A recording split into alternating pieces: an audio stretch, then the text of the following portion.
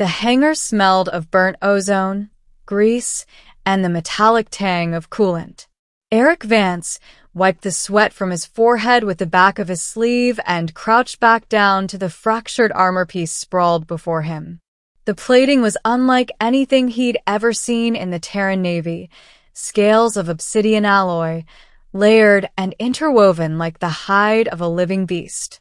His fingers traced the jagged gash running down the torso section. Whoever had worn this armor had taken a direct plasma hit and survived. Eric muttered under his breath. "Whoever you are, you've got better luck than me." He wasn't told much when the Confederation had assigned him this repair, only that the armor belonged to a dignitary, and that he wasn't to ask questions. As the lowest-ranking engineer still breathing after the siege of Ulthar Station, Eric had little choice but to accept. Orders kept him alive. The bay doors hissed open. Eric didn't look up right away. He'd learned that in military space docks, it was often better not to notice who came and went. But he felt the weight of a presence. Heavy, regal. The sound of boots echoed against the deck plating, deliberate, calm, and proud. He turned his head and froze. The figure who entered was tall, nearly 7 feet, with silver-blue skin that shimmered faintly under the lights.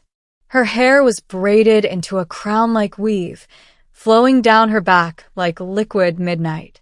Her eyes, golden, slit-pupiled, studied him with the detached intensity of a predator evaluating prey.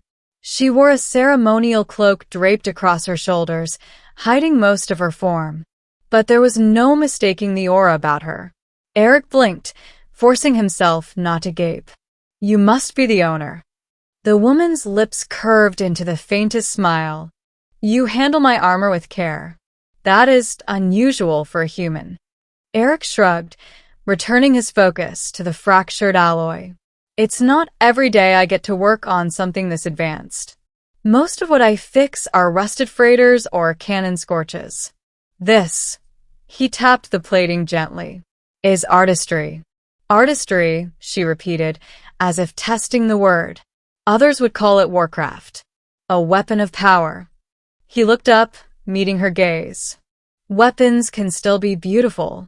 The silence stretched between them until she finally inclined her head. "Continue, engineer."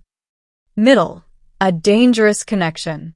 Over the next several days, Eric worked on the armor. She visited often, watching in silence, sometimes asking questions about human engineering. He learned her name, or rather, the name she gave him, Sarah. She rarely spoke of herself, but her curiosity about human mechanics was genuine. "You repair what is broken," she said once, watching as he replaced microfilaments in the chest core. "You do not discard." "That's what engineers do," Eric replied, soldering wires. "We keep things running long past when they should have quit. It's not glamorous, but it matters." Her golden eyes softened. "Perhaps more than you realize." It wasn't until the third day that Eric saw her without the cloak. She had come silently, watching him from behind. When he turned, he caught sight of faint scars tracing across her ribs, barely hidden beneath the lighter tunic she wore. The realization struck him. These weren't training scars. They were battle scars. "You fought in this armor," Eric said quietly. "Yes," she answered simply. "And you survived hits that should have killed anyone." Her silence was answer enough. Eric studied her, curiosity gnawing at him. Something about her didn't add up. She carried herself with the discipline of a soldier, but with an authority that went beyond. He wasn't dealing with just another alien warrior. He set his tools down. "Who are you, Sarah?" "Really?" She tilted her head, golden eyes unreadable. "Would it change your work if you knew?" "Maybe," he admitted, "but I like to know who I'm saving." Her expression shifted, surprise, then something almost like sorrow. She stepped closer, close enough that he could see the fine lines of her skin, almost crystalline under the lights. Her voice dropped to a near whisper. I am not merely a soldier, engineer. I am queen of the Valari Dominion. Eric nearly dropped his plasma torch. Queen? Yes. He stared. And they sent me, one half-broken human engineer, to repair the armor of a queen? Her faint smile returned. Perhaps that is why you are here. A lesser hand might treat it as metal only. You treat it with reverence. Eric swallowed hard. The hangar suddenly felt much smaller. He had been repairing the armor of a monarch, speaking casually to her as though she were a fellow dockhand. And yet she hadn't corrected him. You should have told me, he said. Would you have spoken so freely? She asked. He couldn't answer. Crisis. Betrayal in the hangar.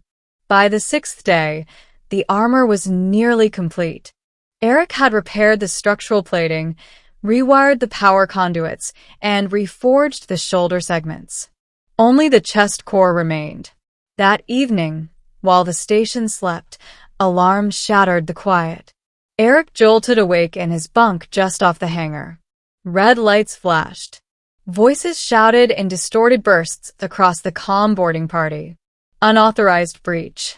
Eric stumbled into the hangar. Sarah was already there, fastening sections of her half-repaired armor.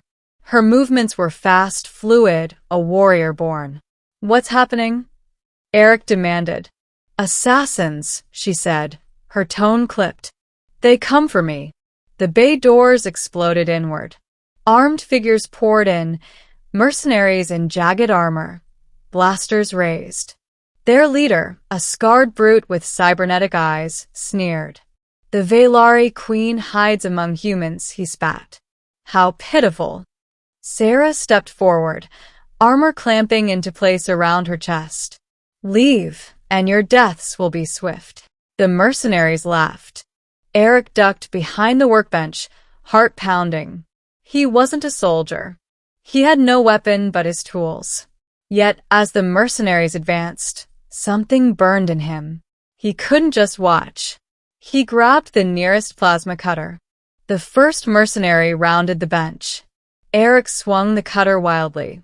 The plasma blade carved through the enemy's rifle, sparks showering. Shocked, the mercenary reeled back, giving Sarah the opening she needed. She lunged, her gauntlet fist smashing into his chest plate with bone-cracking force. The hangar became chaos. Blaster fire, screams, the hiss of metal on metal.